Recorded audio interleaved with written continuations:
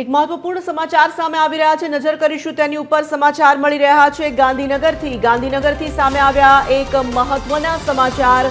ગાંધીનગરમાં પીઆઈ અને કોન્સ્ટેબલ લાંચ લેતા ઝડપી લેવામાં આવ્યા છે। સીઆઈડી ક્રાઇમના પીઆઈ અને કોન્સ્ટેબલ લાંચ લેતા ઝડપાયા।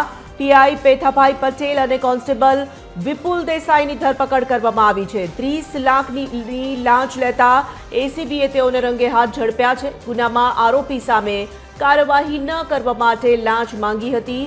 એસીબીએ છટકું ગોઠવીને સરગાસણ જાહેર રોડ પરથી આ બંનેને રંગે હાથ પકડ્યા છે। એસીબીએ સમગ્ર મામલે વધુ કાર્યવાહી પણ હાથ ધરી છે।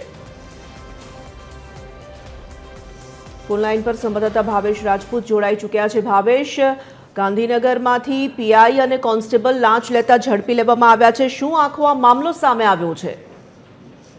સુરત વાત કરવામાં આવે તો સીઆઈડી ક્રાઇમમાં એક ગુનો દાખલ થયો હતો અને તે ગુનાની તપાસ જ્યારે પીઆઈ કરી રહ્યા હતા તે તપાસમાં જે આરોપી હતો તે આરોપીને કોઈ પણ પ્રકારની તેને હેરાનગતિ ન કરવા માટે, તેની સામે કાર્યવાહી ન કરવા માટે લાંચ માંગવામાં આવી હતી અને 30 લાખ રૂપિયાની લાંચ જ્યારે માંગવામાં આવી ત્યારે ફરિયાદી આટલા બધા રૂપિયા આપી શકતા ન હોય તેઓએ એસીબીનો સંપર્ક કર્યો હતો અને એસીબીને આ સમગ્ર મામલે હકીકત ખબર પડતા તેમણે છટકું ગોઠવ્યું અને 30 લાખ રૂપિયાની લાંચ લેતા પોલીસ કોન્સ્ટેબલને પહેલા પકડવામાં આવ્યો અને તપાસ દરમિયાન પીઆઈની પણ સંડોવણી સામે આવી, જેથી આ સમગ્ર મામલે પીઆઈ અને પોલીસ કોન્સ્ટેબલ બંનેને પકડવામાં આવ્યા છે।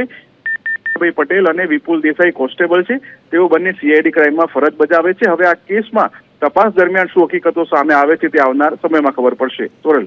બિલકુલ ભાવેશ, ધન્યવાદ તમામ જાણકારી માટે। તો 30 લાખ રૂપિયાની લાંચ લેતા એસીબીએ રંગે હાથ આ બંને શખ્સોને ઝડપી લીધા છે। સીઆઈડી ક્રાઇમના પીઆઈ લાંચ લેતા ઝડપાયા। ખૂબ જ મોટા સમાચાર સામે આવી રહ્યા છે। પીઆઈની સાથે સાથે કોન્સ્ટેબલ પણ લાંચ લેતા ઝડપી લેવાયા છે।